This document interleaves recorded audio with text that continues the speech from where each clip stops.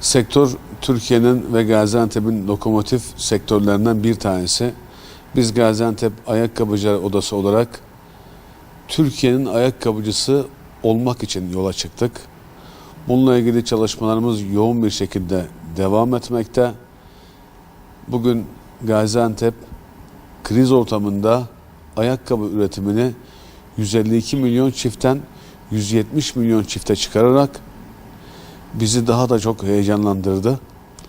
Biz sektörde daralma yaşandıktan sonra iç piyasada oda olarak paydaşlarımızla birlikte üreticilerimize, toptancılarımıza nasıl bir katkı sağlarız diye bir çalışma yaptık. Bugün Afrika pazarından Rusya pazarına kadar çok geniş bir yelpazede 152 milyon çiftlik üretimimizi 170 milyon çifte çıkararak ihracatımızda da ve üretimimizde de rekor kırmaya devam ediyoruz. Bu sene ihracat rakamlarımız 117 milyon dolardan 160 milyon dolara çıktı. %33'lük bir gelişme sağladık. Türkiye'deki 20 yıldır hedeflenen rakamı geçememizken biz Gaziantep olarak bu rakamı geçmenin haklı gururunu yaşıyoruz. O yüzden ben Gaziantep'li üreticilerime, esnafıma, sektör temsilcilerime bu gayretli çalışmalarından dolayı çok teşekkür ediyorum. Yine biz Türkiye olarak dünya ayakkabı üretiminde 6. sıradayız. 340 milyon çift gibi bir rakamla Türkiye dünya üretiminin %1,5'unu gerçekleştirmekte. Bu yeterli mi? Karşımızda Çin gibi büyük bir dev var. Çin 23 milyar çift üretimle dünya ayakkabı üretiminin %61'ini tek başına karşılamakta. O yüzden bizim Türkiye olarak, Gaziantep olarak birleşmeler yaparak üretimimizi daha çok arttırmalı. Bugün sanayide 4.0 devrimi geride kalmaya başlamışken biz daha ikinci sanayi devrimini yaşamayı bize yakışmıyor. Bir an önce kurumsallaşmalı. Bu yolda Ar-Ge'ye, inovasyona, ihracata daha çok önem vermek zorundayız.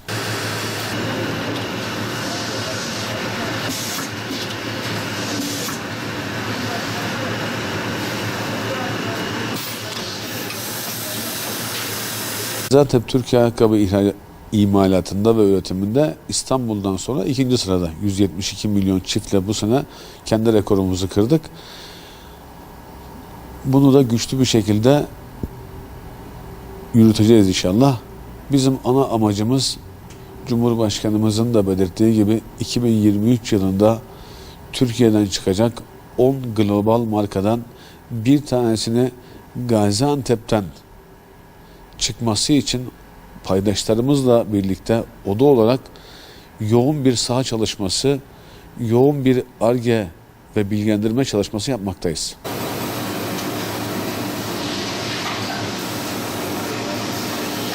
Avrupa'nın 5. Türkiye'nin en büyük 2. fuarını yapmaktayız. Gapçus fuarımızla Orta Doğu pazarından Rusya ve Avrupa pazarına açılmak için 15 ülkenin ticari ateşeleriyle kontaklar kurduk. Oradan Gaziantep'e alım heyetleri getirdik. Sanayi odamızla, Akort Fuarcılık'ta burada koordineli bir çalışma gerçekleştirdik Gaziantep Ayakkabıcılar Odası olarak. Bu da meyvasını bize fazlasıyla verdi. Bizim amacımız bu fuarda daha çok insanımızı, daha çok üreticimizi bu fuarda sahneye çıkarmak, onlarla birlikte bu büyüme sürecini geliştirmek istiyoruz.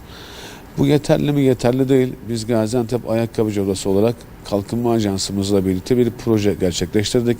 Sayın Valimizin de bize her türlü konuda desteği var. Bu destekle birlikte inşallah İstanbul Fuarı'nda da bir 500 metrekare bir yer kiralayıp burada da kendimizi daha çok Avrupalı insana duyurmak için çaba göstereceğiz.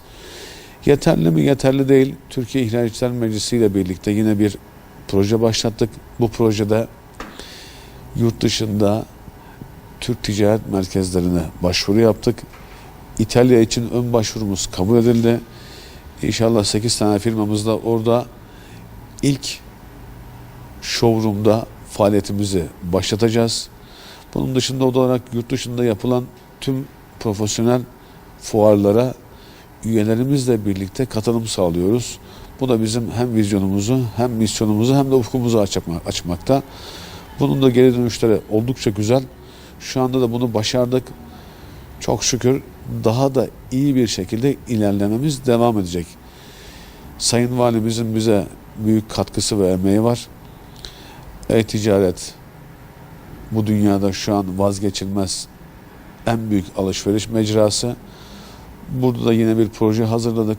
Üyelerimizin tamamının içinde bulunduğu bir site açarak kendimizi Türkiye ve dünya pazarında daha iyi ifade edeceğimizi ümit ediyorum.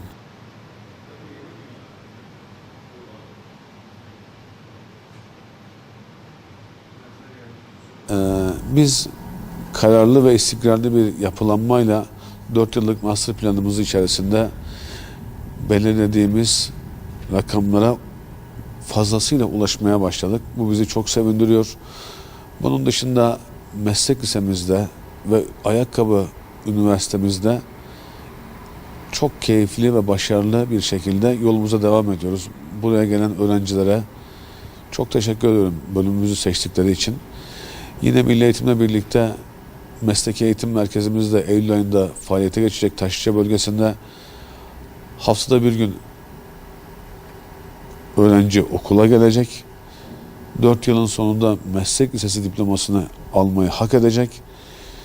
Bu süre zarfında asgari ücretin 1/3 kadar işletmeye bu elemanı bize yolladığı için bir teşvik primi verilecek.